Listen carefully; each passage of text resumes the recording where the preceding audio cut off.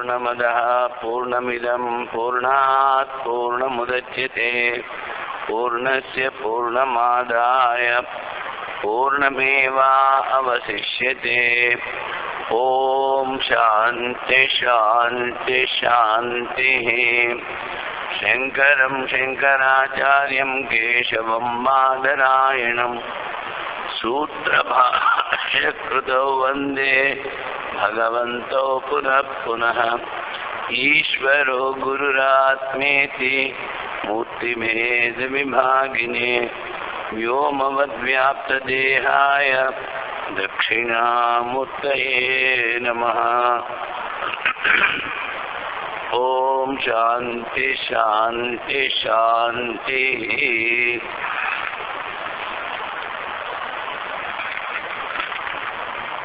భగవత్ కృప వల్ల వేదాంతాన్ని,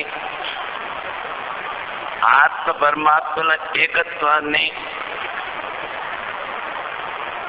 బోధించేటువంటి ప్రస్థానము భగవద్గీత.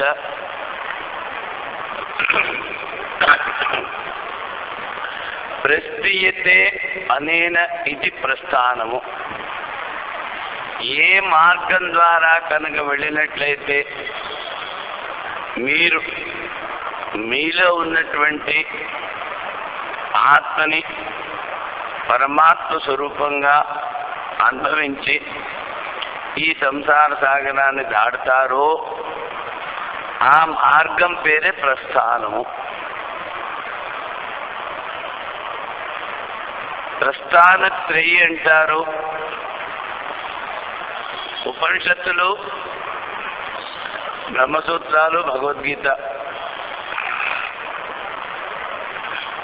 చదివేటువంటి ప్రక్రియ ఏమిటంటే ముందు శృతి ప్రస్థానము ఉపనిషత్తులు చదవాలి, తర్వాత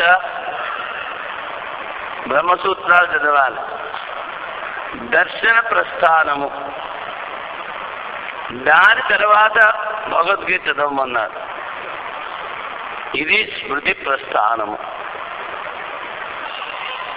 శృతిలో ఏదైతే చెప్పారో అదే స్మృతి ప్రతిపాదిస్తోంది. అందుకని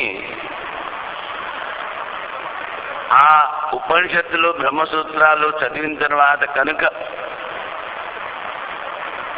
ఈ భగవద్గీతని స్వాధ్యాయం చేసినట్లయితే చక్కగా బోధపడుతుంది అని మహాత్ములు చెప్తారు.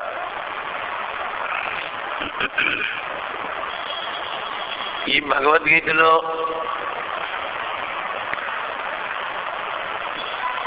శాస్త్రము తప్పకుండా వినాలి, ప్రతివాడు విని ఆచరణలో తీసుకురావాలని చెప్పారు. ఆ శాస్త్రము చదవలేని వాళ్ళు ఎవరైతే ఉన్నారో వాళ్ళు మహాపురుషుల ద్వారా విని ఆచరణలోకి తీసుకురావాలని కూడా చెప్పారు.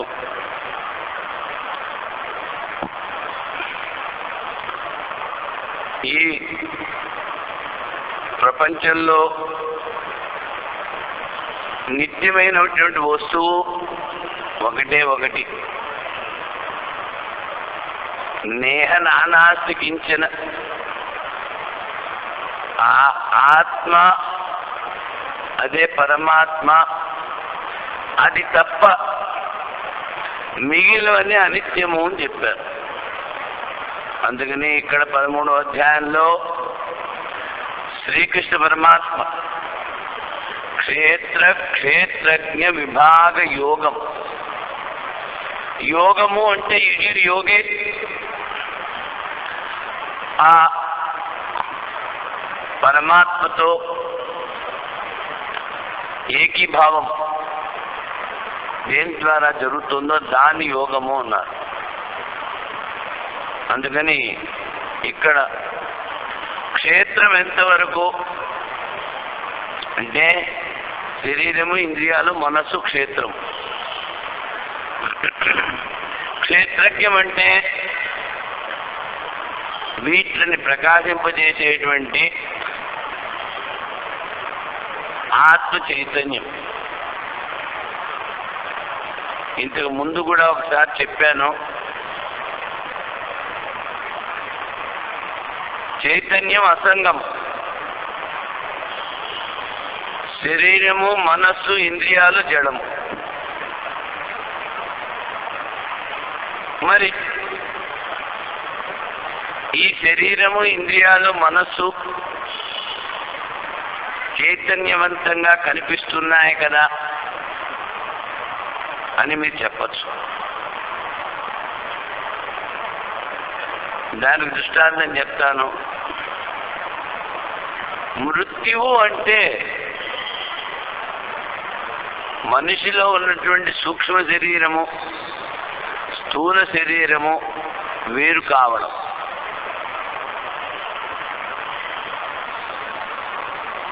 అంటే భోగాయతనం శరీరం. చేసిన కర్మలు అనుభవించాలి అంటే స్థూల శరీరం ఉండి తీరాలి. స్థూల శరీరం లేకుండా నువ్వు కర్మలు అనుభవించలేవు. స్థూల శరీరం పనిచేయాలి అంటే దానిలో సూక్ష్మ శరీరం ఉండాలి. ఆ సూక్ష్మ శరీరము కోరికలు ఉన్నంత వరకు అనాది కాలం నుంచి ఈ ప్రపంచంలో తిరుగుతూనే ఉంది. దాన్ని అంతం చేయకపోతే ఇప్పటి నుంచి కూడా మళ్ళీ తిరుగుతూనే ఉంటుంది. గాను గిద్దులాగా వాసాంత జీర్ణాన్ని యథా విహాయ నవాని గృహణాతి నరోపరాణి తథా శరీరాన్ని విహాయ జీర్ణాన్ని అన్యాని సంయాతి నవాని దేహి. దేహో అత్యాస్థితి దేహి. ఆ లింగ శరీరము నశించదు. జ్ఞానాన్ని పొందేంత వరకు. జ్ఞానం అంటే ఏమిటి? ఉన్నది ఒకటే చైతన్యము, అదే నాలో ఉంది, అదే సర్వత్ర ఉంది, అందరిలో నేనే ఉన్నాను, నాలో అందరూ ఉన్నారు అనేటువంటి అనుభవం. మాటలతో చెప్పడం కాదు, అనుభవం. దాన్ని జ్ఞానము అన్నారు, దాన్ని సిద్ధి అన్నారు. అందుకని ఇంతకు ముందు చెప్పినట్లుగా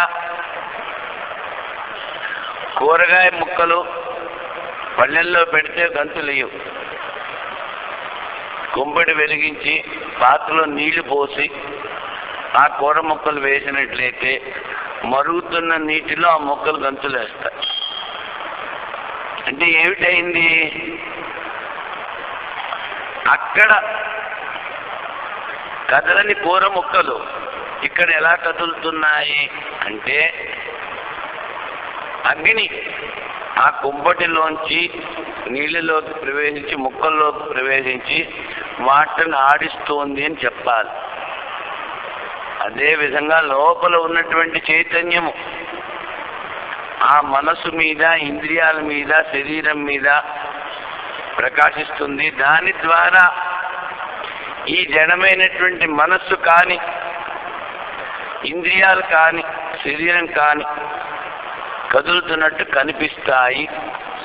ధ్యాయతి ఇవ లేలాయతి ఇవ అన్నారు. యాజిఫ్ అంటే జడం కనుక అవి కదలలేవు. ఆ ప్రకాశం దాని మీద పడగానే కదులుతాయి. అందుకని వివేకం, క్షేత్రం ఎంతవరకు, క్షేత్రజ్ఞం ఎంతవరకు. క్షేత్రం అంటే ఈ స్థూల శరీరము, సూక్ష్మ శరీరము. ఆ సూక్ష్మ శరీరంలో ఉన్నవేమిటి? పంచ జ్ఞానేంద్రియాలు, పంచ కర్మేంద్రియాలు, పంచ ప్రాణాలు, మనోబుద్ధి చిత్తాహంకారములు. అజ్ఞానము, ఇవన్నీ కూడా జడం. అదే ఇక్కడ చెప్పబోతున్నారు. నిన్నను 2వ శ్లోకం భాష్యం చెప్పుకున్నాం. ఇప్పుడు 3వ శ్లోకం చెప్పడానికి అవతరణ భాష్యం చెప్తున్నారు.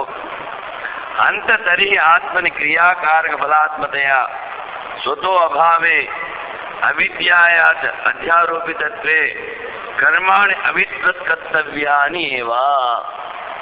చూడండి,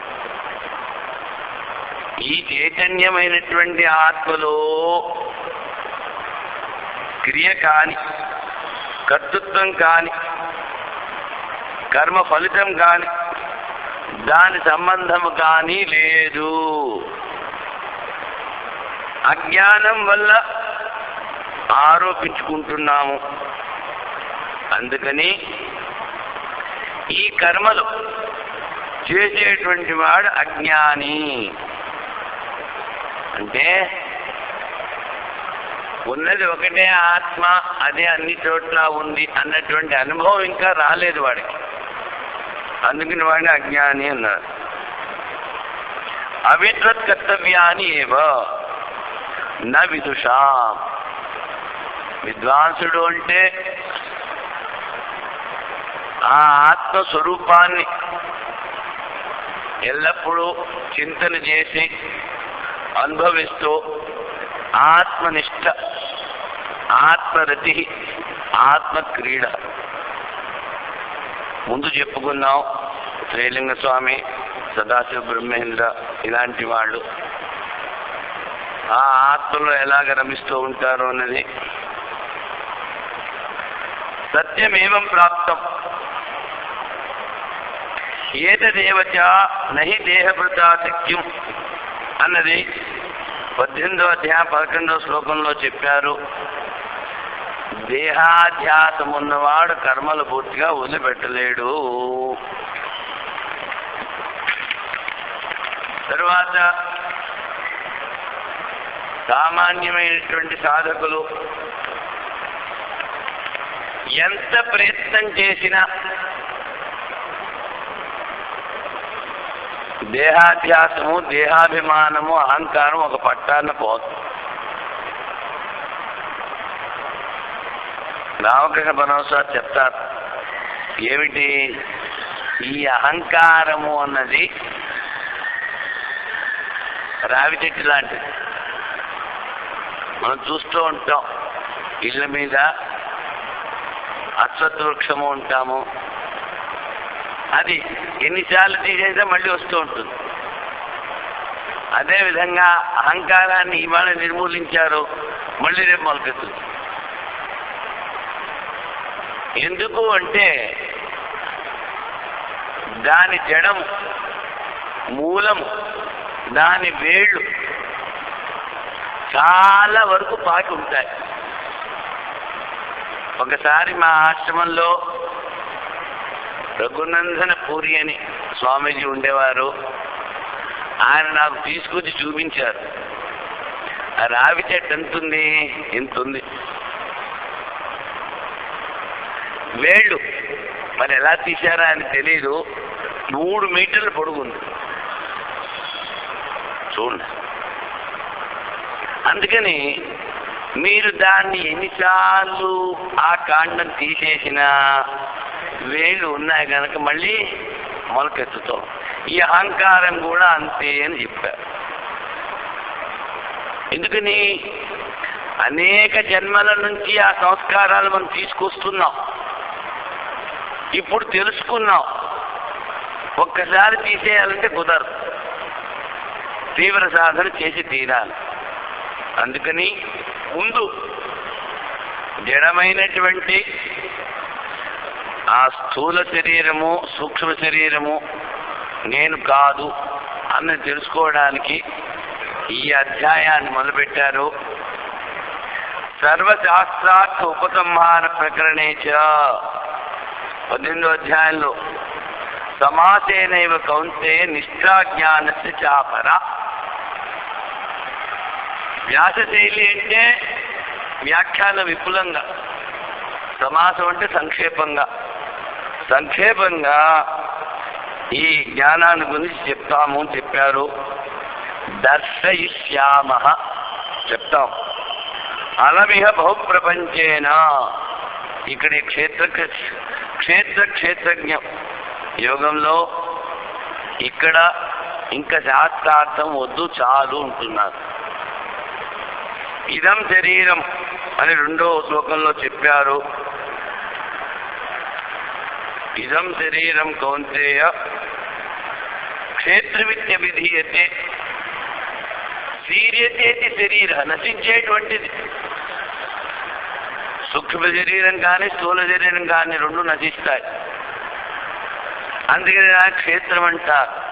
క్షతత్రాణాత్, దెబ్బ తగిలింది అంటే మళ్ళీ పూడుకుపోతుంది. అందుకని కూడా అది క్షేత్రం అన్నారు. ఏ విధంగా అయితే పంటలు పండిస్తామో పొలంలో, అదే విధంగా కర్మఫలాల్ని అనుభవిస్తాం కనుక దీని క్షేత్రము అన్నారు. అందుకని ఈ క్షేత్రం, ఈ శరీరం, ఆ క్షేత్రజ్ఞుడు ఈ శరీరాలు తెలుసుకునేటువంటి వాడు.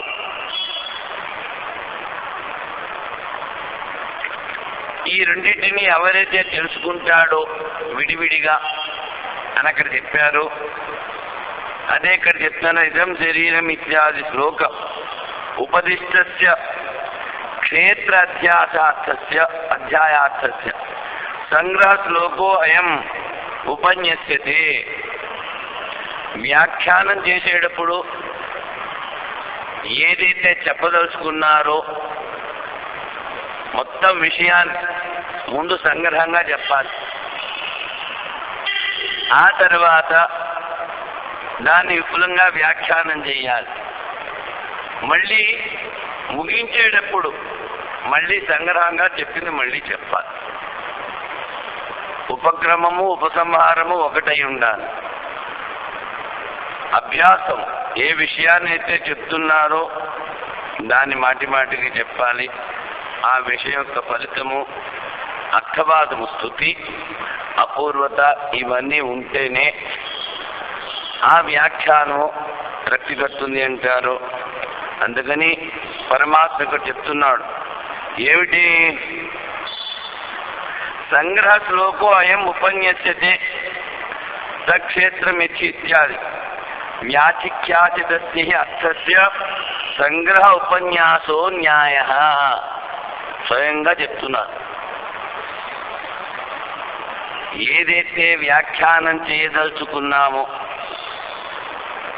ఏదైతే వ్యాఖ్యానం చేశామో ఈ రెండింటికి కూడా సంగ్రహ ఉపన్యాసము న్యాయము. అందుకని ఈ శ్లోకం ఎక్కడ చెప్తున్నామన్నారు. తత్క్షేత్రం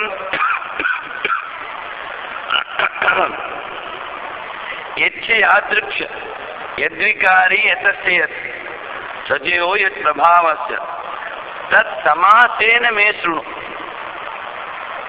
అయ్యా, ఎక్కువగా వ్యాఖ్యానం చేసి చెప్పట్లేదు, అర్జునుడు చెప్తున్నారు. సంగ్రహంగా చెప్తాను. సమాసేన మే, నా నుంచి విను. ఏమిటి? తక్షేత్రం, శరీరాన్ని గురించి చెప్పాము. అది ఎలాంటిది, దాని ధర్మాలు ఏమిటి? యాదృక్ యద్వికారి, ఆ శరీరము దేని వికారము?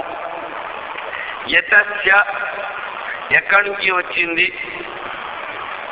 ఇవన్నీ కూడా సంగ్రహంగా నా నుంచి వినండి. సచయో యత్ ప్రభావస్య, ఆ క్షేత్రజ్ఞని ప్రభావం ఏమిటి? ఇవన్నీ కూడా సంగ్రహంగా చెప్తాను అంటున్నాడు పరమాత్మ. యన్నిర్దిష్టం ఇదం శరీరం ఇది తత్సత్యేన పరామృశతి. ఇదం శరీరం కౌంతేయ అని ముందు శ్లోకంలో ఏదైతే చెప్పారో దాన్నే ఈ శ్లోకంలో తత్శబ్దంతో అది అని చెప్తున్నారు. యచ్చైదం నిర్దిష్టం క్షేత్రం తద్యాదృశం స్వకీయే ధర్మై. ఈ క్షేత్రము, ఈ శరీరము ఎలాంటిది, దాని ధర్మాలు ఏమిటి చెప్తాను. యద్వికారి, ఈ శరీరము దేని వికారం? దేని వికారం? పంచభూతాల వికారం. చిన్నపిల్లలకి మన ఆట బొమ్మలు కొనిస్తాం కదా, ఒక కారు లేకపోతే ఓ మనిషి బొమ్మ కొనిచ్చారు. ఓ 3 రోజులు 4 రోజులు బాగానే ఆడతాడు. ఆ తర్వాత ఏం చేస్తాడు? ఆ కారు చక్రం ఓ పక్కన పడేస్తాడు, స్టీరింగ్ ఓ పక్కన పడేస్తాడు, డొక్కు ఓ పక్కన పడేస్తాడు, సీటు ఓ పక్కన పడేస్తాడు. కారు ఏదిరా అంటే, అలాగే మనిషి బొమ్మ ఇచ్చామనుకోండి, ఆ చేయి పీకేస్తాడు, కాలు పీకేస్తాడు, తల పీకేస్తాడు, జుట్టు పీకేస్తాడు, అని తలములా పడేస్తాడు. ఏదిరా బొమ్మ అంటే లేదంటాడు. అంటే ఏమిటి? విడివిడిగా కనుక చేసేసినట్లయితే దాని స్వరూపం లేదు. అదేవిధంగా ఈ శరీరం పంచభూతాలతో చేయబడింది. ఆ పంచభూతాలను విడివిడిగా చూడండి, ఈ శరీరం అనేది ఏది లేదు. సూక్ష్మ శరీరం కానీ స్థూల శరీరం కానీ. దానికి ఆధారం, అధిష్టానము దేని ద్వారా వీనికి అస్తిత్వం వచ్చింది అంటే ఆ పరమాత్మ మూలాన.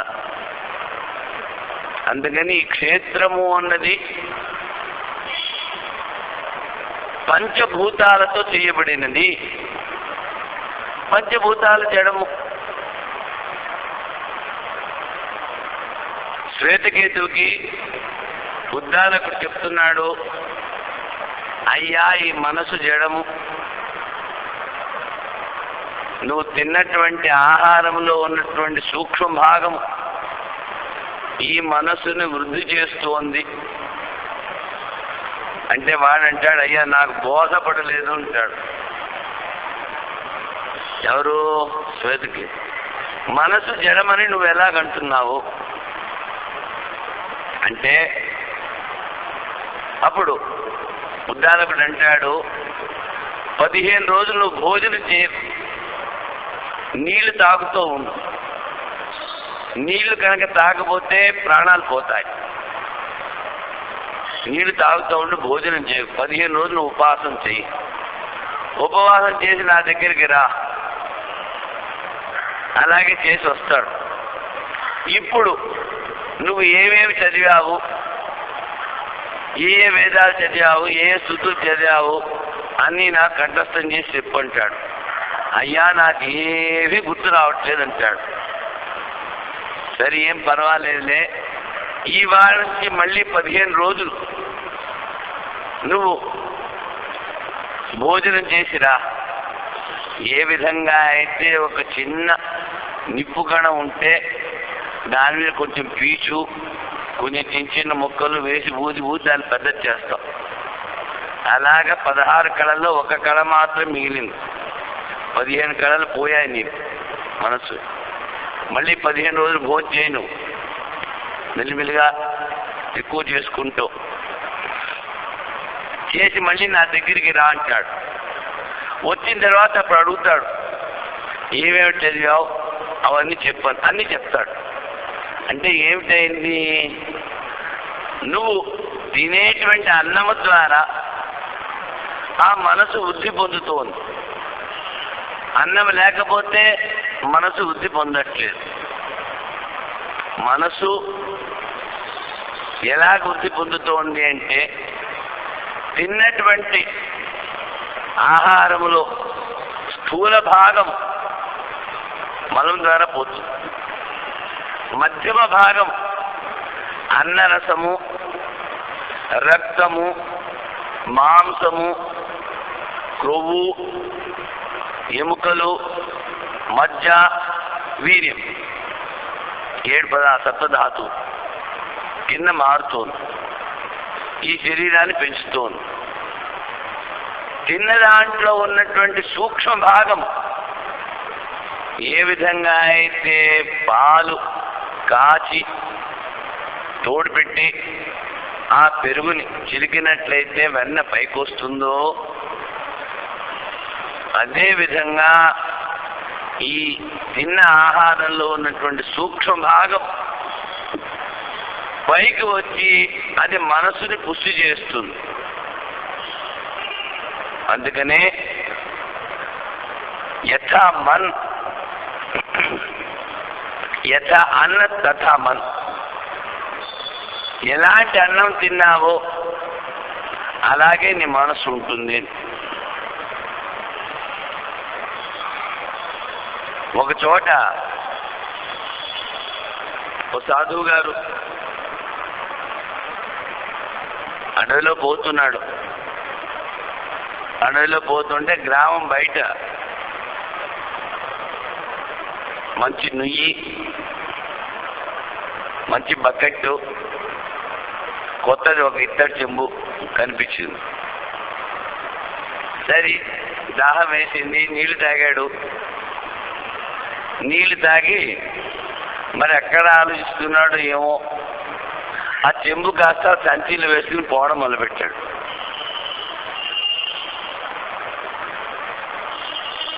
మరి సాధువు కదా, జపం చేసుకుంటూ పోతున్నాడు. కొంచెం దూరం వెళ్ళేటప్పటికీ మళ్ళీ లఘుశంక వచ్చింది. దాని నుంచి నివృత్తి అయ్యాడు. నివృత్తి అయిన తర్వాత తెలిసింది, ఇదేమిటి నా సంచి బరువుగా ఉంది అనుకున్నాడు. అని చూస్తే అందులో చెంబు ఉంది. ఓహో అనుకున్నాడు. వెనక్కి వచ్చి మళ్ళీ ఆ చెంబు బావి దగ్గర పెట్టాడు. వెళ్ళి ఆ గ్రామంలో విచారం చేశాడు. అయ్యా, ఆ నుయ్యి ఎవరు తవ్వించారు? అక్కడ ఆ బకెట్ చెంబు ఎవరు పెట్టించారు అంటే అప్పుడు అందరూ చెప్పారు,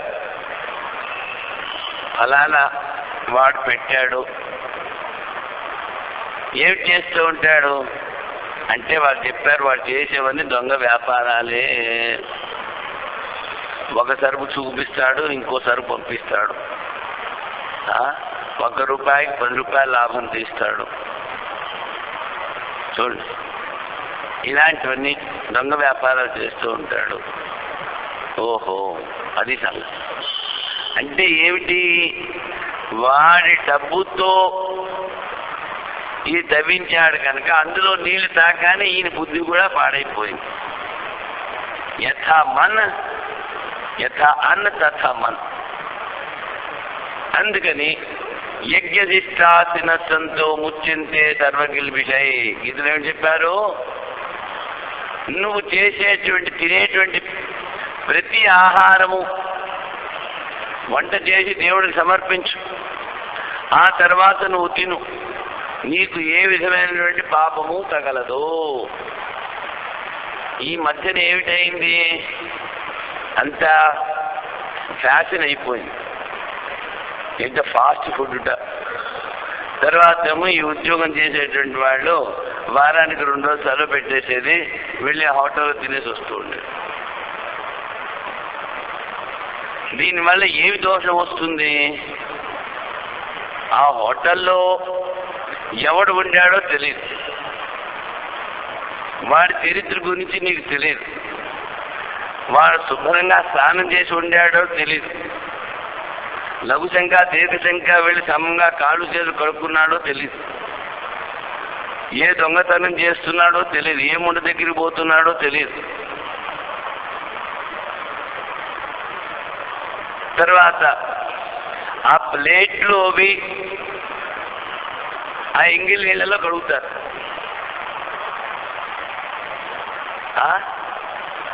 వాడు వడ్డిస్తాడు, ఆ వడ్డించేవాడు ఎవడో తెలియదు.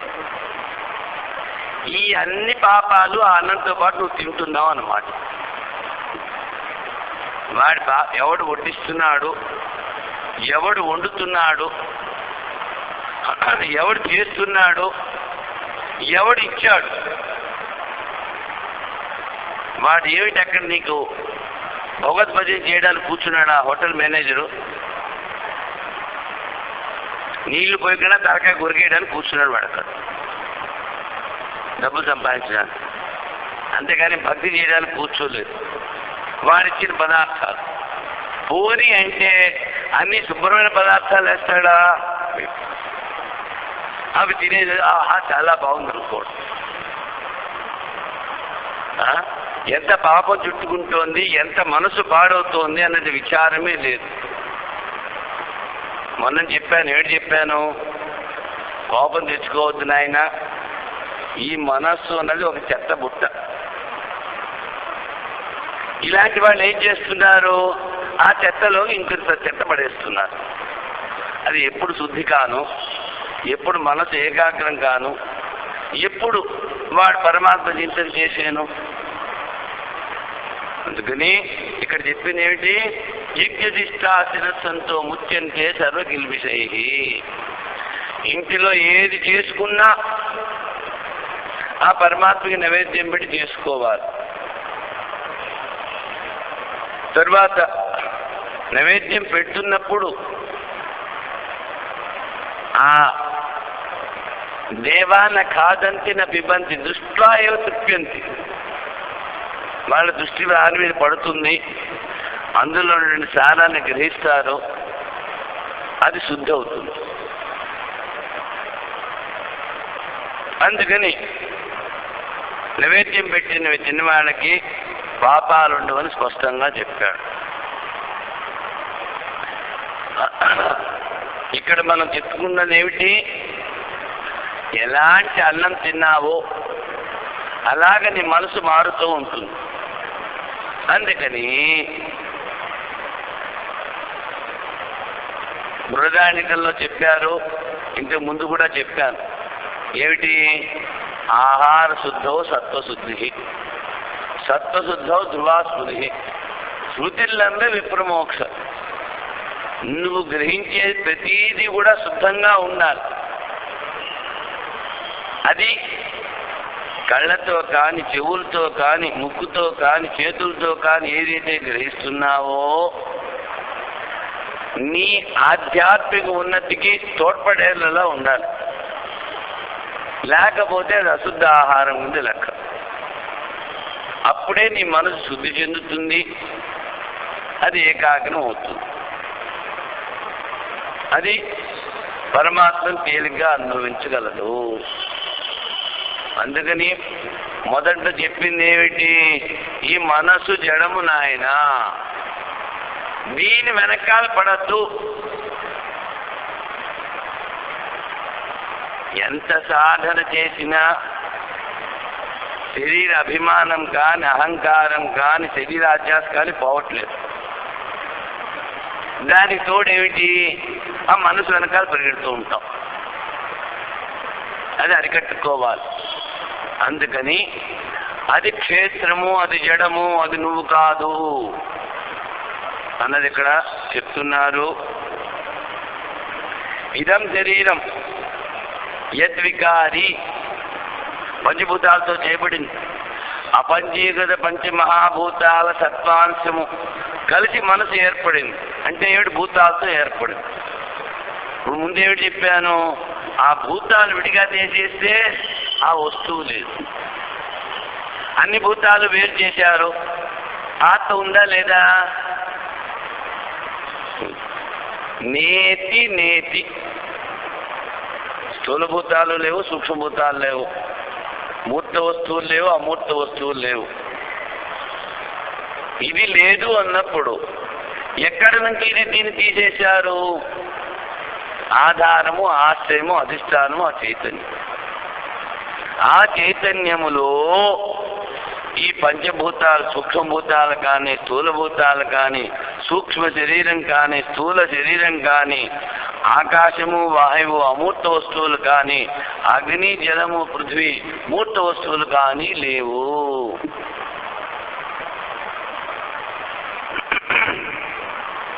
ఈ భూతాల యొక్క వికారం ఏమిటి? శరీరం కానీ, మనసు కానీ ఇలాంటివి.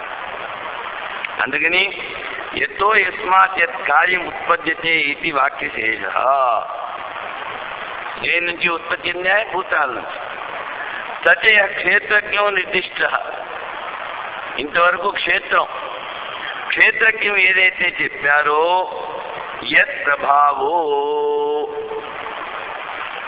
శక్తి, ఆ చైతన్య శక్తి మూలానే అన్నీ నడుస్తున్నాయి. దాని ఉపస్థితి అనేవి చేయదు, చైతన్యం ఏవి చేయదు. దాని ఉపస్థితి ద్వారా దాని ప్రకాశం మిగిలిన వాటి మీద పడి, తైత్రీయోపనిషత్తులో చెప్పారు, భీషాస్మాద్వాత పవతే భీషోదేతి సూర్య. ఆ పరమాత్మ భయం వల్లే దేవతలందరూ వాటి పనిచేస్తున్నారు. మృత్యుర్ధావతి పంచమ. ఆ మృత్యుదేవత పరిగెడుతున్నట్టు పరమాత్మ భయం వల్ల. ఇవాళ ఇక్కడ దానవాయపేటలో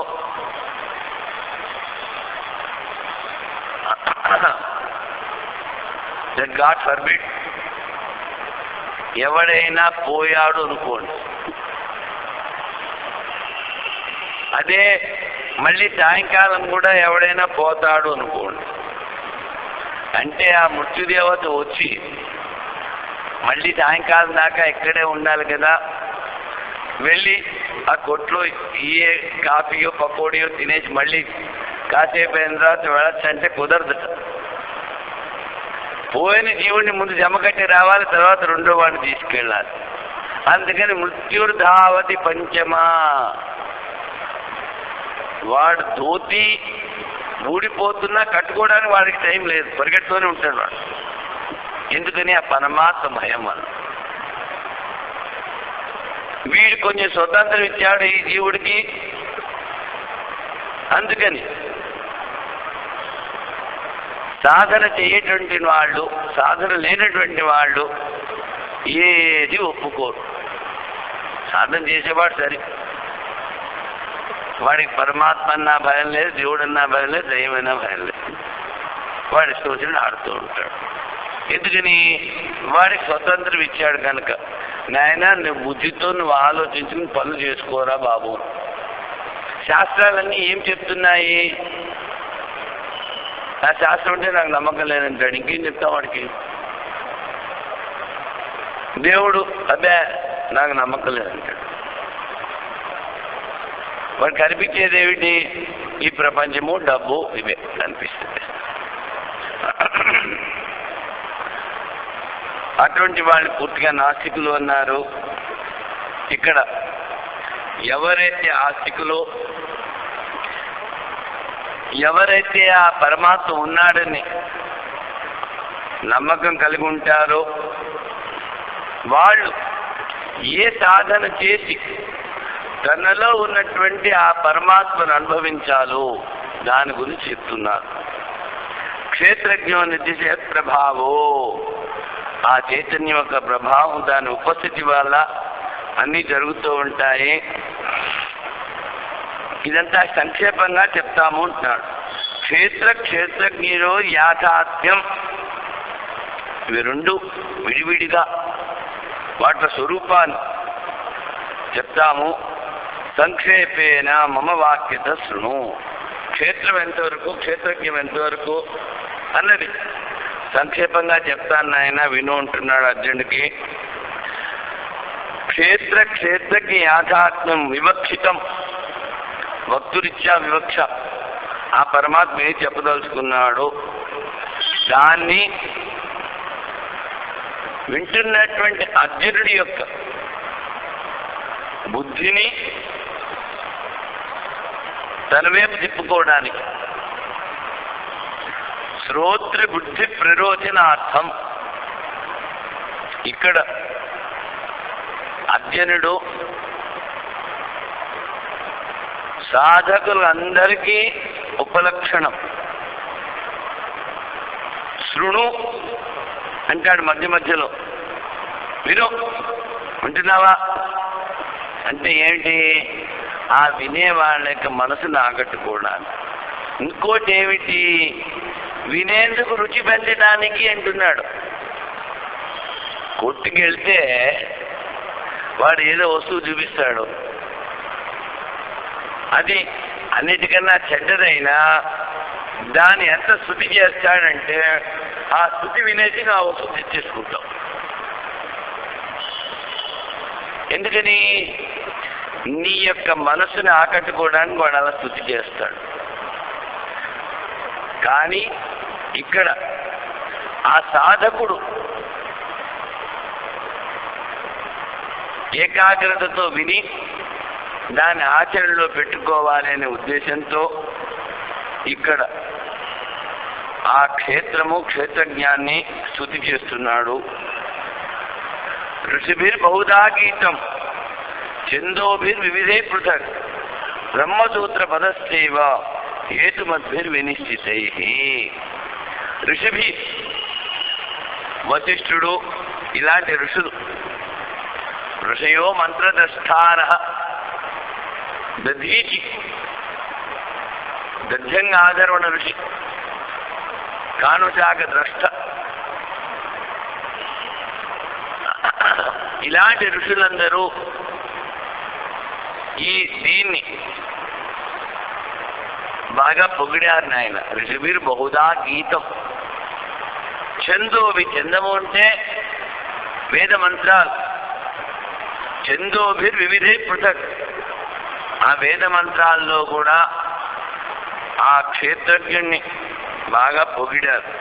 పరమాత్మ కన్నా వేరు కాదని.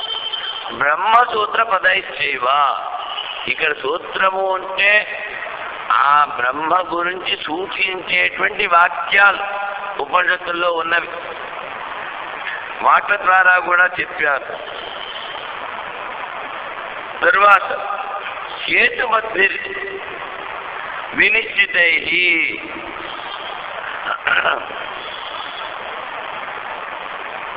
కారణాల ద్వారా నిస్సందేహ రూపమైనటువంటి ఆత్మస్వరూపాన్ని చెప్పడానికి నిశ్చితమైనటువంటి జ్ఞానం ద్వారా కూడా చెప్పారు అంటున్నాడు. క్షేత్రము క్షేత్రజ్ఞం ఒకసారి మీకు చెప్పాను, మీకు గుర్తుందో లేదో.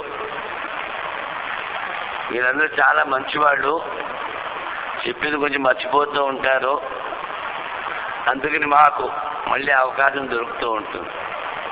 ఏమిటి చెప్పాను గుర్తున్న వాళ్ళు చెప్పండి. మొత్తం రాజమండ్రిలో ఎన్ని మలుపులు ఉన్నాయి? రాజమండ్రిలో ఎన్ని మలుపులు ఉన్నాయి? దానికి జవాబు చెప్పాను. ఏమిటి? మలుపులు రెండే నాయన, ఒకటి కుడి చేతి మలుపు, ఒకటి ఎడం చేతి మలుపు, ఇంకోటి తిన్నగా పోతుంది. అంతే కదా? అంతేకాని నేను లెక్క పెట్టని చెప్పడానికి వీలు అక్కర్లేదు. మొత్తం ప్రపంచంలో ఉన్న వస్తువులు ఎన్ని? రెండు. ఏమిటి? ఒకటి చైతన్యం, రెండో జడం. జడాన్ని వదిలిపెట్టే చైతన్యాన్ని పట్టుకో, అయిపోయింది వేదాంతం. ఏదైతే జడమో దాన్ని వదిలిపెట్టే, ఏదైతే చైతన్యమో దాన్నే పట్టుకో, అంతే కదా వేదాంతం. అందుకని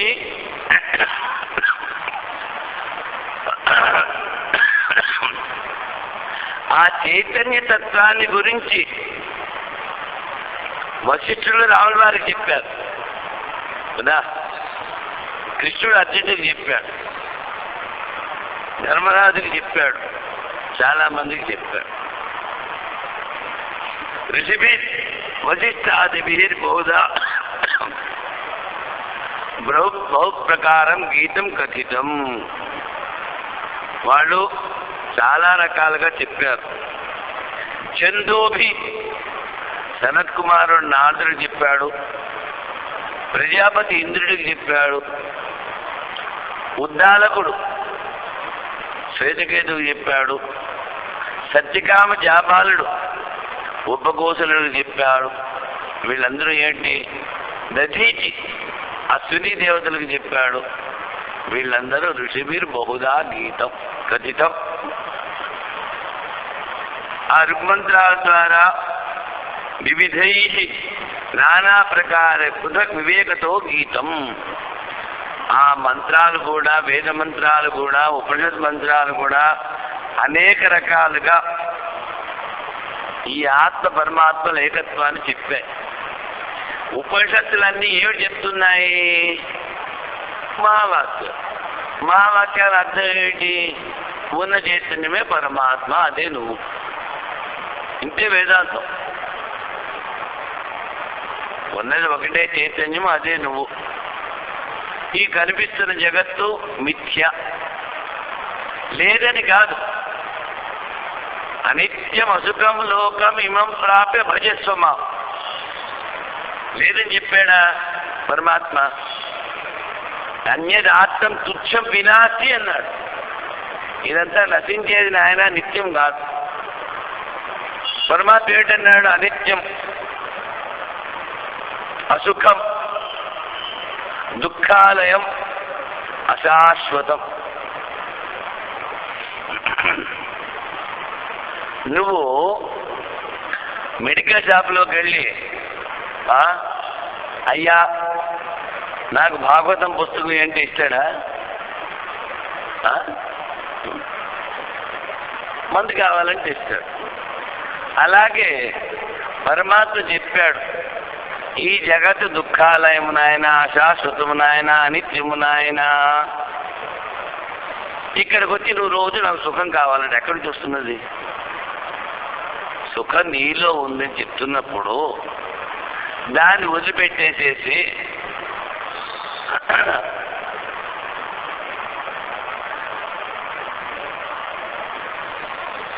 కథ చెప్తాను. ఒక వ్యాపారస్తుడు ప్రయాణం చేస్తున్నాడు. వాడి దగ్గర వజ్రాలు వైఢూర్యాలు బాగా ఉన్నాయి. బండెక్కాడు. బండెక్కి ఆ పొట్టను తీశాడు, లెక్క పెట్టుకున్నాడు. అందరూ చూస్తున్నారు. మళ్ళీ పొట్టను కట్టేశాడు. ఓ దొంగ వస చూశాడు. ఆ దొంగాడు ఎలాగైనా రాత్రి కాజేయాలి అని ఈయన సీట్ ఎక్కడుందే దాన్ని ఎదురుగా వాడి సీట్ తీసుకున్నాడు. శెట్టి గారు గొరకబెట్టి నిద్రపోతున్నాడు చక్కగాను. వాడిని అటు కుదిపి ఇటు కుదిపి, అటు ఇటు, తలగడ కింద, కాళ్ళ కింద, ఇక్కడ అక్కడ అంతా చూశాడు. వాడి పొట్టం ఎక్కడా కనిపించలేదు. సరే పొద్దున్న అయింది. పొద్దున్న అయితే చిన్నగా ఆ శెట్టి గారితో అన్నాడు, అయ్యా నేను దొంగని, మీరు ఆ పొట్టలు అక్కడ పెట్టారో నాకు చెప్పండి, నేను మీరు తీసు. అంటే దాని దేవుణ్ణి నీ తలకాయ కింద పెట్టాను, తలకడ కింద అన్నాడు. అక్కడ వెతుకుతాడా? అక్కడ వెతకడు. వీటి కుదిరి వీటి వెతికాడు. రాత్రి వెళ్ళాను, ఏం కనిపించలేదు. అలాగే సుఖం అన్నది నీలో ఉంది. నువ్వు ఎక్కడ వెతుకుతావు? బయట వెతుకుతావు. చూడండి, మొత్తం అంతా ప్రపంచమంతా ఒక యవ్వనస్తుడికి, అన్ని శాస్త్రాలు తెలుసుకున్నటువంటి వాడికి రాజ్యం ఎలా పనిస్తే అది మనుష్య ఆనందము అన్నారు. అంతకన్నా 100 రెట్లు దేవతలు, అంతకన్నా 100 రెట్ల ఆనందము ఇంద్రుడిది, ఇంద్రుడి కన్నా 100 రెట్ల ఆనందం బృహస్పతిది, బృహస్పతి కన్నా 100 రెట్ల ఆనందము ఆ ప్రజాపతి బ్రహ్మది, దానికన్నా 100 రెట్లు హిరణ్య గర్భ బ్రహ్మది, దానికన్నా 100 రెట్లు నిర్గుణ బ్రహ్మ. ఇది ఈ 100 కూడుకుంటూ పోండి మీరు గుణిస్తూ. ఎన్ని సున్నాలు పెడతారు? అంత ఆనందం దేంట్లో? పరమాత్మలో. మనుష్య ఆనందము అని వాడు చెప్పాడే, అది ఈ కాలంలో ఏ మనిషికైనా ఉందా? అయినా అసలు వదిలిపెట్టేసి కొసరు పట్టుకుంటాడు, ఆ తర్వాత తలకాయ పట్టుకుంటాడు. అది వచ్చేసి విషయానందము మాత్ర ఉపజీవంతి అని చెప్పారు. ఆ ఆనందానికే చాలా స్వల్పమైనటువంటి భాగం ఈ విషయానందం. 0.0001%. అది 100% అయితే ఆత్మానందము. విషయానందం అంతా ఒక పాయింట్ పెట్టి 5 సున్నాలు పెట్టి దాని తర్వాత 1 పెట్టండి. ఎంత అవుతున్నది? మాత్ర ఉపజీవంతి. అంత స్వల్పం ఉంటుంది. అయినా ఆ జీవుడు శాస్త్రజ్ఞానం లేక వివేకము లేక బహిర్ముఖుడే అవుతూ ఉంటాడు. అంతర్ముఖం చేసుకోవాలి, లోపల ఉన్నటువంటి ఆనందాన్ని అనుభవించాలని శాస్త్రాన్ని ఘోషిస్తున్నాయి. పురుష ప్రయత్నము, ఆ ప్రయత్నం ద్వారా నీలో ఉన్నటువంటి ఆత్మను నువ్వు తెలుసుకోగలవు. ఇదేదో ప్రార్థన నెత్తి మీద వచ్చింది పడింది అని ఏడవక్కర్లేదు. నువ్వు ప్రయత్నం చేస్తే నీ ప్రార్థన కూడా 95% తగ్గిపోతుంది. ప్రార్థాన్ని కూడా నువ్వు ఆ పరమాత్మ భజన చింతన విచారము చేసి తగ్గించుకోగలవు. మహాత్ములందరూ చెప్తున్నారు. చేయాల్సింది ఏమిటి? పురుష ప్రయత్నం. దానికే శాస్త్రాలని చెప్తున్నాయి. ఋషిభిర్ బహుధా గీతం ఛందోభిర్విధై పృథక్. వేదమంత్రాన్ని కూడా అదే చెప్తున్నాయి. బ్రహ్మసూత్ర పదైశ్చ అంటే ఆ పరమాత్మను సూచించేటువంటి వాక్యాలు, ఉపనిషత్ వాక్యాలు. ఆత్మ ఇత్తే ఉపాసీత బృహదారణ్యకంలో.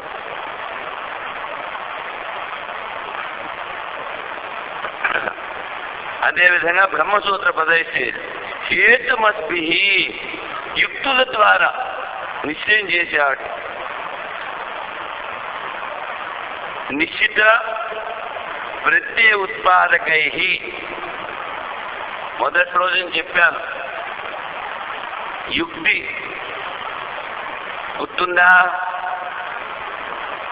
ఏమిటి చెప్పాను? మాండుక్య కారికలో వైతథ్య ప్రకరణంలో ఈ విధమైనటువంటి యుక్తి వచ్చింది అని చెప్పాను. ఏమిటది? యత్పఠితం తదు గురువే నివేదితం. గురువు గారు మీకు చెప్పింది మీరే ఉంచుకోండి, మాకు అక్కర్లేదు. ఏమంటే అతి గంభీరము అతి సూక్ష్మము కనుక విన్నదే గడిగడికి వింటూ ఉండాలి. అప్పుడే పొరకెత్తు. ఏమిటి చెప్పాను? జాగ్రత్త అవస్థ మిథ్యా దృశ్యత్వాత్ స్వప్నమత్. ఇది తర్కం. హేతుమద్వి అంటే తర్కాల ద్వారా నిశ్చయం చేశారన్నాడు. తర్కము అంటే దానికి 4 విషయాలు ఉండాలి. పక్షము, సాధ్యము, హేతువు, దృష్టాంతము. కొండ మీద నిప్పు ఉన్నది, పొగ కనిపించుట వలన వంటగదిలో లాగా. వంటగదిలో పచ్చి చెక్కలు, పచ్చి కర్రలు కాలుస్తే పొగ వస్తుంది. ఎక్కడెక్కడైతే పొగ ఉందో అక్కడక్కడ అగ్ని ఉంది కదా. దీన్ని వ్యాప్తి అంటారు. అదేవిధంగా కొండ మీద పొగ ఉంది కనుక అగ్ని ఉన్నది అని నిశ్చయం చేశాం. దీనే తర్కము అంటారు. ఇక్కడ ఏమిటి నిశ్చయం చేస్తున్నాము? జాగ్రత్త అవస్థ మిథ్యా దృశ్యత్వాత్ స్వప్నవత్. కళ నువ్వు చూస్తున్నావు. కళ నుంచి లేవగానే ఇది ఏమీ లేదు అంటాం. అంటే ఏమిటి? స్వప్నము అన్నది ప్రాతిభాతికము లేదు అన్నది నీకు నిశ్చయం అయ్యింది. ఎందుకని? నీ మనసులో ఉన్నటువంటి సంస్కారాలని కళల రూపంలో నువ్వు చూస్తున్నావు. నువ్వు చూస్తున్నవాడివి, కళ చూడబడేది. చూడబడేది లేదు, చూస్తున్నవాడు ఉన్నాడు. ఒప్పుకుంటారా? అదే విధంగా ఇక్కడ కూడా నువ్వు చూస్తున్న వాడివి, ఈ ప్రపంచం చూడబడేది. యదృశ్యం తన్నశ్యం, ఇది లేదు అని తర్కం ద్వారా నిశ్చయం చేసుకోవాలి. వాడంటాడు, అయ్యా ముప్పొద్దులా తింటున్నారు మీరు, కడుపు నిండుగా ఉంది, లేదంటారేమిటి? పూర్వపక్షం. అంటే నాయన బాగానే ఉంది నువ్వు చెప్పింది, నువ్వు ముప్పొద్దులా తిన్నావు, గురక పెట్టి నిద్రపోతున్నావు, నిద్రలో స్వప్నం చూశావు, ఎక్కడో అడవిలో ఉన్నా 4 రోజులు బట్టి తినలేదని. అది సత్యమా ఇది సత్యమా? నువ్వే చెప్పు. అది చూస్తున్నావు, ఇది చూస్తున్నావు. నేను చెప్పింది ఏమిటి కారణం? ఏదైతే చూడబడుతోందో ఈ శరీరం నీది అంటున్నావు, నీతో చెప్పిపోతుందా? ఈ శరీరం పోయిన తర్వాత ఈ ప్రపంచం ఉందా? విచారం చేసి చూసావా? ఇదే కనుక ప్రపంచము సత్యమైతే మరి 24 గంటలు దీన్నే పట్టుకుని ఎందుకు వేడాడట్లేదు? నిద్ర కిందకు పోతున్నావు. అందుకని ఈ విధంగా విచారం చేసి ఈ ప్రపంచం అనిత్యము అని తెలుసుకోవాలి.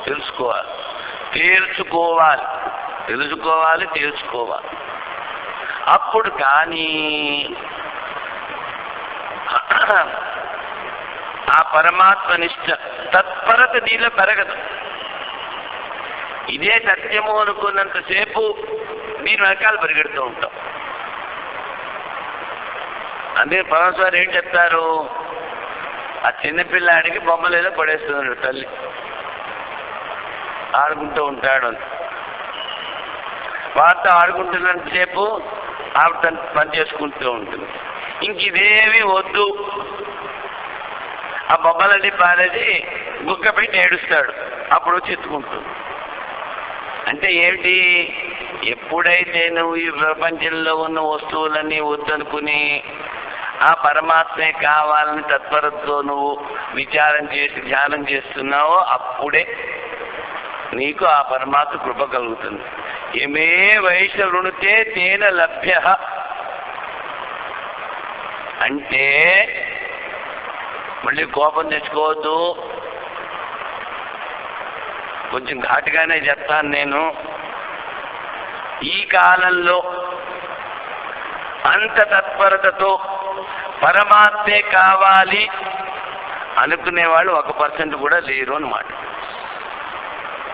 చూడండి, అనుకుంటే ఈ పాటికి దొరికేవాడు కదా, హామీ ఇచ్చాడు కదా, యోగక్షేమం వహామ్యహం అని. అంటే ఏమిటి? అంతా ఒట్టి నాటకం బూటకమును చేసే ప్రతివాడు ఏదో పెద్ద భక్తుల్లాగా. అసలు ప్రపంచమే కావాలి, పరమాత్మ ఇది తేలింది. ఇంకని ఉన్న బుద్ధిని ఉపయోగించి వివేకంతో పరమాత్మ ఒకటే సత్యము, అదే కావాలి అనుకోవాలి. అందుకనే హేతుమద్భి అన్నాడు. ఈ శుద్ధుల ద్వారా ఆ శ్రోత్రుని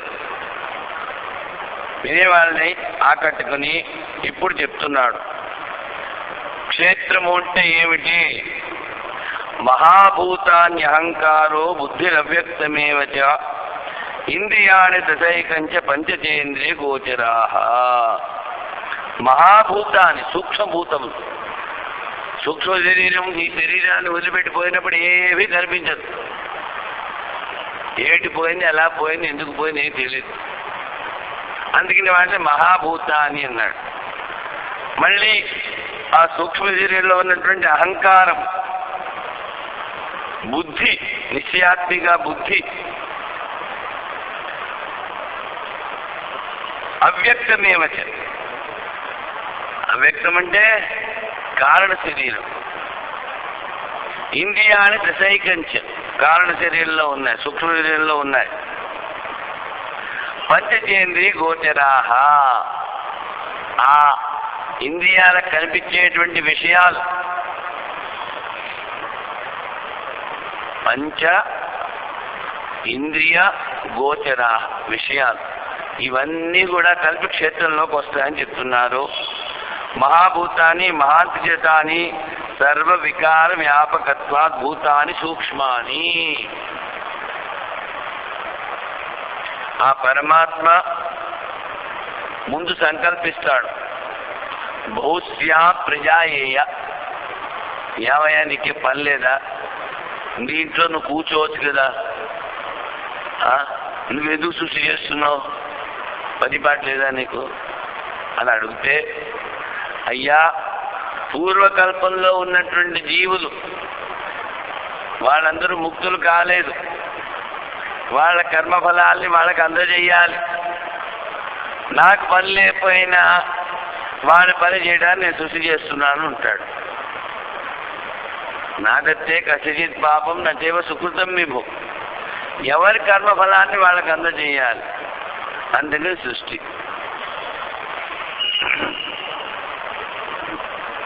ఇప్పుడు ఈ హాల్ ఉంది, ఈ హాల్ కట్టాం. ఈ హాలులో కూర్చుని ఎవరైతే ఉపన్యాసాలు వింటున్నారో వాళ్ళ పుణ్యకర్మ ఈ హాలు కట్టడానికి తోడ్పడింది. ఈ హాలు చూసి, ఇక్కడ ఉన్నటువంటి కార్యక్రమాలు చూసి కొంతమంది అసూయ పొందవచ్చు. వాళ్ళ పాపకర్మ కూడా ఈ హాలు కట్టడానికి ఉపయోగపడింది. అదే విధంగా జీవులు చేసుకున్నటువంటి పుణ్యకర్మాలు ద్వారా ఆ సూర్యుడు కాని, ఆ చంద్రుడు కాని, ఆ పంచభూతాలు కాని, నవగ్రహాలు కాని ఇవన్నీ సృష్టించబడ్డాయి. దేని మూలాన? జీవుల పుణ్యపాపముల మూలాన. వాళ్ళకి, ఆ జీవులకి భోగాన్ని అందజేస్తున్నాయి. 10 రోజులు సూర్యుడు ఉదయించబోతే చూడండి అవస్థ ఏమిటవుతుందో కదా. అందుకని ఆ పరమాత్మ సృష్టి ఎందుకు చేస్తున్నాడు? పరమాత్మ దృష్టితో చూస్తే ఏమీ లేదు, ఉన్నది ఒకటే వస్తువు. నువ్వు లేవు, నేను లేవు, ఏమీ లేదు. వ్యవహారంలోకి వస్తే ఉంది అంటున్నావు. ఎందుకుంది? నీ కర్మ ఫలితం నీకు ఇవ్వడానికి ఉంది. అజ్ఞానం ఎవడికి ఉంది? ఎవడు చెప్తున్నాడో వాడికి ఉంది. ఆ పరమాత్మలో అజ్ఞానం ఉందా? లేదు. అందుకని భూతాన్ని సూక్ష్మాన్ని స్థూలాన్ని ఇంద్రియ గోచర శబ్దేన అభిధాయిష్యంతే. విషయాల్ని ఇంద్రియ గోచరంలో ఉన్నారు. అహంకారో మహాభూత కారణం మహాప్రత్యయ లక్షణ. ఈ అహంకారం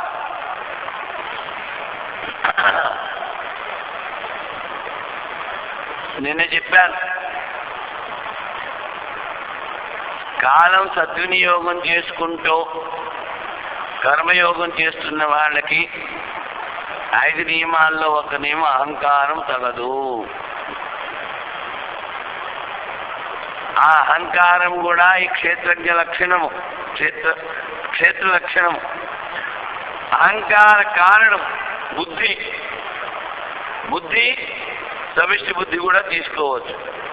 కానీ ఇక్కడ బుద్ధి అధ్యవసాయ లక్షణ అన్నారు, ఆరోపించుకున్నటువంటిది. చాలాసార్లు చెప్పాను, సోపాధిక అధ్యాసము. స్ఫటికమణి ఏమీ రంగు లేదు, ఎర్రపూ దాని దగ్గర పెడితే ఎర్రగా కనిపిస్తుంది. అంటే ఈ జడమైన బుద్ధిని ఆ ఆత్మ మీద ఆరోపించుకున్నావు. అందుకని బుద్ధి అధ్యాస లక్షణ. నిశ్చయాత్మిక బుద్ధి, మనసు సంకల్పము వికల్పము చేస్తుంది. అధ్యాసాయం అంటే నిశ్చయము, ఏది చేయాలి ఏది చేయకూడదు అన్నది మనం ఆలోచించాలి,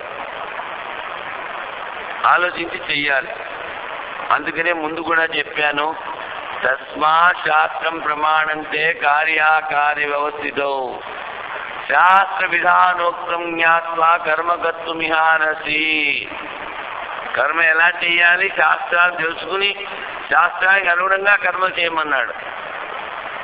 శాస్త్రం నాకు తెలియదని చెప్పడానికి వీల్లేదు. దానికి ఏమిటి చెప్పాను, కారు ఉన్నవాడు ట్రాఫిక్ రూల్స్ తెలుసుకుని తీరాలి. నీ డ్యూటీ ఏమిటి నువ్వు తెలుసుకుని తీరాలి. నాకు తెలీదు, నాకెవడో చెప్పలేదు, నేను చదువుకోలేదు, ఇలాంటివి ఏమి కుదరవు ఇక్కడ. నిన్ను నీవు ఉద్ధరించుకోవాలంటే నువ్వు తెలుసుకు తీరాలి.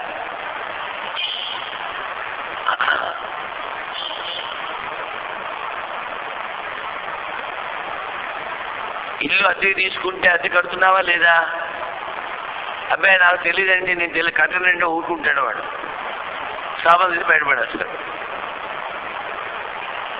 అదేవిధంగా ఇక్కడ కూడా శరీరం మనకు ఉన్నందుకు మనం తెలుసుకుని తీరాలి. ఈ శరీరాన్ని ఎలా నడిపించాలి, ఎలా నడిపిస్తే దీనికి మేలు జరుగుతుంది. అందుకని బుద్ధి ద్వారా నిశ్చయం చేసుకోమంటున్నాడు. అధ్యవసాయ లక్షణ.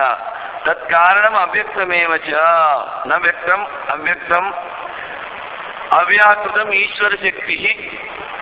నామరూపాలు ప్రకటము కాని స్థితిని అవ్యక్తం అన్నారు.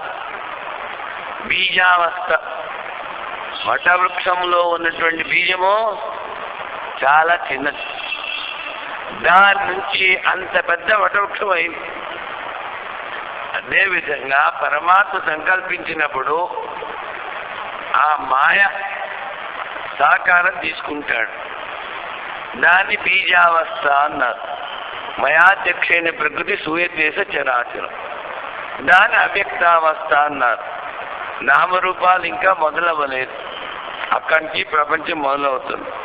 అందుకని అవ్యాకృతం ఈశ్వర శక్తి. దాన్ని మళ్ళీ ఏమిటి చెప్తున్నాడు, మమ మాయా దురత్యయ మామేవయే ప్రపద్యంతే మాయా మేతాం తరందితే. పరమాత్మ స్వయంగా చెప్తున్నాడు, నా మాయ దాటడం చాలా కష్టం నాయన, ప్రతివాడు దాటలేడు. నన్నే ఎవడైతే పట్టుకుంటాడో ఆత్మ రూపంలో వాడే దాడతాడు అంటాడు. ఏతావతి అక్షరా భిన్న ప్రకృతి.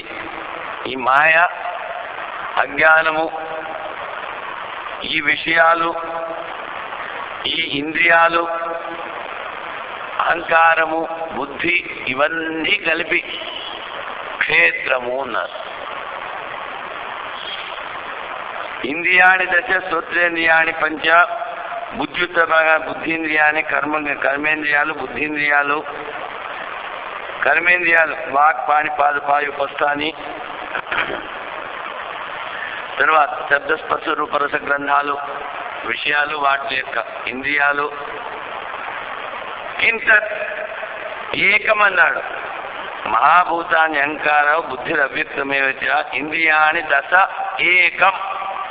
ఏకమేమిటి? మనస్సు. సంకల్పాధ్యాత్మకం. పంచటి ఇంద్రియ గోచర శబ్దస్పర్శ రూపరస గంధాదులు ఇవన్నీ కూడా తాని ఏతాని సాంఖ్యసుత వింశతి తత్వాన్ని ఆచక్షతే. ఇదంతా కూడా క్షేత్రం. ఇదానీం ఆత్మగుణ ఇది చ యాని ఆచక్షతే వైశేషికా నైయాయికులు. ఆత్మగుణాలను ఏమిడైతే చెప్తున్నారో వాటని క్షేత్రధర్మా ఏవ రజుక్షేత్రజ్ఞస్య. వైశేషికులు అంటే నైయాయికులు. నైయాయికులు ఏంటంటారు? ఇదంతా ఆత్మధర్మం అంటారు. కానీ వేదాంత ప్రకారంగా ఇవన్నీ కూడా ఆత్మధర్మాలు కావు, క్షేత్రధర్మాలు. ఏమిటవి? ఇచ్ఛా, ద్వేష, సుఖం, దుఃఖం, సంఘాత, చేతన, ధృతి. ఏత క్షేత్రం సమాసేన సవికారం ఉదాహృతం. ఇదంతా కూడా క్షేత్రం. ఇచ్ఛ కోరిక, ద్వేషం సుఖము దుఃఖము, సంఘాతం ఈ కార్యకారణ సంఘాతం శరీరం. చేతన అన్నాడు. చేతన అంటే ప్రాతిభాసిక చైతన్యం, ప్రతిబింబించిన చైతన్యం. ప్రతిబింబము, బింబము కాదు ఇక్కడ తీసుకోవాలి, ఎందుకంటే క్షేత్రం అంటున్నాడు. బింబాన్ని తీసుకుంటే మళ్ళీ అది క్షేత్రజ్ఞం అయిపోతుంది. అందుకని ధృతి. ధృతి అంటే కొంచెం పని చేస్తాం, పని చేసి అలసిపోయా ఉంటాం కదా. ఆ అలసిపోయినప్పుడు నేను ఈ శరీరం కాదు, ఈ మనసు కాదు, నేను చైతన్యము అనుకుని మళ్ళీ ఆ ధృతిని పెంచుకొని మళ్ళీ కార్యం చేయడం మొదలుపెట్టాలి. ఒకసారి అడవుల్లో తిరుగుతున్నప్పుడు స్వామి వివేకానంద స్వామి 3 రోజుల వరకు తిండి లేదు. ఒకచోట అలసిపోయి కూర్చున్నారు. మళ్ళీ వెంటనే ఈ ధృతిని పెంచుకున్నారు. నేను శరీరాన్ని కాదు, నేను ఆత్మని, నాలో అనంత శక్తి ఉంది, నేను ఎలా అలసిపోతాను అని మళ్ళీ నాన్న మొదలుపెట్టాడు. చూడు, దాన్ని ధృతి అంటారు. కానీ ఆ ధృతి కూడా జడమైనటువంటి మనస్సు లక్షణమే, అది తెలుసుకోవాలి. ఏత క్షేత్రం సమాసేన సవికారం ఉదాహరణం. ఇవన్నీ కూడా క్షేత్ర లక్షణాలు ఆయన ఆ వికారంతో సహా మీకు చెప్పాము. ఇచ్ఛ, ఇచ్ఛ అంటే ఒక వస్తువు చూస్తాము, ఇది బాగుంది అనుకుంటాం. బాగుంది అనుకున్న తర్వాత ఇది నాకు దొరికితే ఇంకా బాగుంటుంది అనుకుంటాం. దొరికిన తర్వాత దాన్ని అనుభవించాలి అనుకుంటాం. చూడండి, ధ్యాయతో విషయాన్ పుంస సంగస్తేషు ఉపజాయతే. ఇది బాగుంది అని ఎవడైతే ధ్యానం చేస్తున్నాడో, విషయాన్ దాంతో అనుబంధం, సంగస్తేషు ఉపజాయతే. సంగా సంజాయతే కామ. ఇది నాకు కావాలి, కావాలి అనుకున్నప్పుడు ఎప్పుడైనా మధ్యలో ఎవడైనా వస్తే సంగస్తేషు ఉపజాయతే. ధ్యాయతో విషయాన్ పుంస సంగస్తేషు ఉపజాయతే. సంగా సంజాయతే కామ. కామాత్ క్రోధోపి జాయతే. క్రోధం అంటే ఆ వస్తువు నీకు దొరకపోయినట్లయితే దానికి అడ్డంగా ఎవడైనా వచ్చేస్తే క్రోధం. క్రోధాత్ భవతి సమ్మోహ. ఒకసారి మనిషికి కోపం వచ్చింది అంటే వాడు శాస్త్రం మర్చిపోతాడు, గురువుని మర్చిపోతాడు, అన్నీ మర్చిపోతాడు. సమ్మోహ శృతి విభ్రమ. శృతి భ్రంశాత్ బుద్ధినాశం, బుద్ధినాశాత్ ప్రణశం. అందుకని మొదట ఎక్కడి నుంచి మొదలు పెట్టాలి? ఈ విషయం బాగుంది అని దాని వైపు పోకు నాయన, అది కావాలనుకో, వాటినన్నింటినీ వదిలిపెట్టు. అసలు ఆ దుఃఖం లేనటువంటి సుఖసాగరం నీలో ఉంది, దాన్ని పట్టుకో. అందుకని ఇచ్ఛ, భగవద్గీతలో రెండవ అధ్యాయంలో సిద్ధప్రజ్ఞ లక్షణాలు చెప్పినప్పుడు మొదటి లక్షణం ఏంటి చెప్పాడు? ప్రజహాతి యదా కామాన్ సర్వాన్ అన్నాడు. సర్వాన్ అనేటువంటి ఒక విశేషణం ఇచ్చాడు. కామాలని ఊరికే చెప్పలేదు, మనసులో ఉన్నటువంటి కామనలన్నీ తీసుకోమని లేదు. విశేషణం ఏమిచ్చాడు? సర్వాన్. పూర్వజన్మలో ఉన్నటువంటి వాసనలు, ఈ జన్మలో ఉన్నటువంటి వాసనలు, కోరికలు, ఇచ్ఛలు, సృష్టలు ఏవైతే ఆ చెత్తంతా ఉందో ఆ చెత్తంతా తీసి పారేయమంటున్నాడు. ప్రజహాతి ఊహా త్యాగే ప్రకర్షణ జహాత్, చక్కగా అన్ని తీసి పారేసుకోమంటున్నాడు.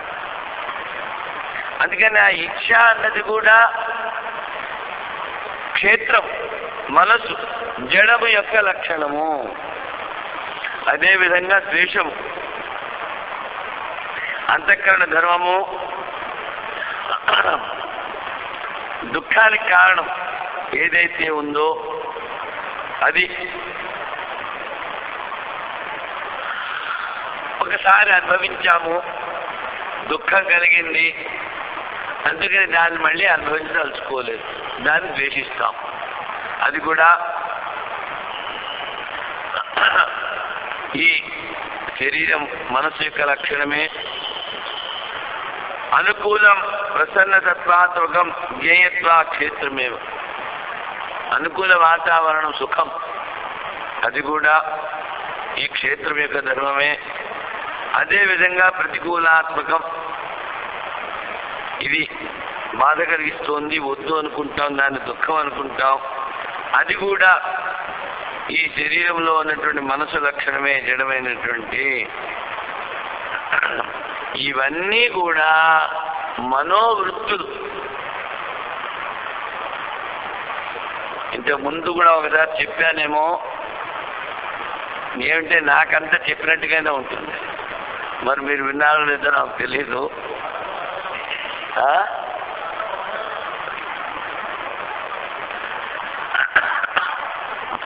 అశోకవనంలో త్రిజట అనేటువంటి రాక్షసు ఉండేది. అది కళ చూసింది. ఏమిటి కళ?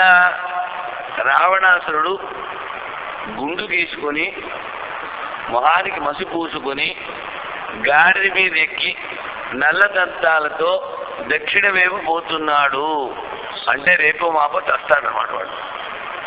ఆ కళ ఏం సూచిస్తుంది? ఆ కళ రావణాసురుడు తప్పకుండా చచ్చి తీరుతాడు. ఎవరికి వచ్చింది? త్రిజట అనే రాక్షసికి. ఆ రాక్షసి సీతామ్మవారంటే చాలా భక్తి శ్రద్ధలు ఉన్నది. ఆమె వచ్చి చెప్తుంది, అమ్మా ఈ విధంగా కళ వచ్చింది, రాముల వారు వచ్చి రావణాసురుని ఎలా చంపుతారో నీకు సుఖం కలుగుతుంది చెప్పింది. అంటే ఏమిటి? కళ అన్నది ప్రాతిభాసికం. కళ అన్నది ఏమిటి? ప్రాతిభాసిక అవస్థ. దేన్ని సూచిస్తుంది? వ్యవహారాన్ని సూచించింది. వ్యవహారం ఏంటి? రావణాసురుడు చస్తాడు. అదేవిధంగా మనోవృత్తి అంటున్నాం. మనోవృత్తి జడం. ఆత్మ పరమాత్మల ఏకత్వ వృత్తి, బ్రహ్మాత్మైక్య వృత్తి, అది కూడా జడమే. అది వ్యవహారము. మీ మనసులో ఉన్నటువంటి కోరికలన్నీ తీసేసి ఆ మనసులో ఆ వృత్తిని కనుక తెచ్చుకున్నట్లయితే బ్రహ్మాకార వృత్తి, అది కొంతసేపు ఉండేటప్పటికీ అజ్ఞానము నశిస్తుంది, వృత్తి నశిస్తుంది. ఆ వృత్తిలో ప్రతిబింబించినటువంటి ప్రాతిభాసిక చైతన్యం బింబంలో ఒకటైపోతుంది, మీలో మీరుంటారు. దాన్నే ముక్తి అన్నారు. ఏమన్నా అర్థమైందా? ముక్తి జ్ఞానము కావాలి అంటారు. ఏమిటి చెయ్యాలి? మనసులో ఉన్నటువంటి, ఇప్పుడే చెప్పాను, ప్రజాతిదా కామాన్ సర్వాన్ పార్థమనోగత. ఆ మనసులో ఉన్నటువంటి వృత్తులన్నీ తీసేసి శాస్త్రం విని విని విని విని మననం చేసి నిధిధ్యాసనం చేసి బ్రహ్మాకార వృత్తిని తెచ్చుకోవాలి. దాన్ని ఏమిటన్నారు? వృత్యారూఢ చైతన్యము అన్నారు. అగ్ని చూపించమంటే ఎవరు చూపించలేరు. ఈ అగ్ని చూపిస్తారు ఇంధనారూఢ వహమి. ఇంధనం మీద ఉన్నప్పుడు అగ్ని చూపించగలరు. ఇంధనం లేకుండా అగ్ని చూపిస్తారా? చూపించరు. కలప కాల్చారు, అగ్ని కనిపించింది. ఆ తర్వాత ఏమిటైంది? కలప లేదు, అగ్ని లేదు, కానీ అగ్ని చూశారు కదా. అదే విధంగా ఇక్కడ బ్రహ్మాకార వృత్తి చేసినప్పుడు ఆ బ్రహ్మను అనుభవిస్తారు. అది కొంతకాలం ఉండగానే వృత్తి నశిస్తుంది, మీలో ఉన్న అజ్ఞానము పోతుంది, మీలో మీరు స్వస్వరూపంలో ఉంటారు. దాన్నే మోక్షము అన్నారు. చూడండి, అందుకని వృత్తి అన్నది జడము, క్షేత్రం యొక్క ధర్మము అని చెప్పడానికి ఇదంతా చెప్పాను.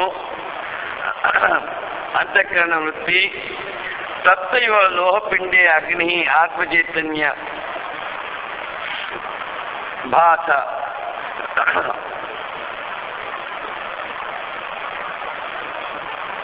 భాష రస విద్యా చేతన సాటి క్షేత్రం నియత్వ. ముందు చెప్పినట్టుగానే ఎర్రగా కాల్చి నినుపగుండులాగా తప్త లోహపిండి ఈ ఆత్మ చైతన్యం మనసు మీద పడుతుంది. అది కూడా ధృతి జయ అవసాద ప్రాప్తాన్ని దేహేంద్రియాన్ని ధ్రియంతే. అలసిపోయినటువంటి ఇంద్రియాలన్నీ కూడాను వాటను నిలదొక్కుంటాడు, దాని వృత్తి అంటాడు. అది కూడా తెలుసుకుంటున్నారు కనుక మనసు యొక్క వృత్తి. సర్వాంతఃకరణ ధర్మోపలక్షణార్థం ఇచ్ఛాది గ్రహణం. అంతఃకరణ లక్షణాలు ఇవన్నీ మనసు యొక్క లక్షణాలు. ఇప్పుడు చెప్పింది ముగిస్తున్నాము అంటున్నారు. క్షేత్రం సమాసేన. ఈ శరీరాన్ని గురించి కొంచెంగా చెప్పాం. సమాసం అంటే కుదించి. సవికారం సవికారేణ మహదాదిన ఉదాహృతం ముక్తం. సంక్షేపంగా చెప్పామంటున్నాడు. దీని తర్వాతది ఇప్పుడు టైం అయిపోయింది కనుక మళ్ళీ రేపు చెప్పుకుందాం. హరి ఓం తత్సత్. ఓం పూర్ణమదః పూర్ణమిదం పూర్ణాత్ పూర్ణముదచ్యతే పూర్ణస్య పూర్ణమాదాయ పూర్ణమేవావశిష్యతే. ఓం శాంతి శాంతి శాంతి.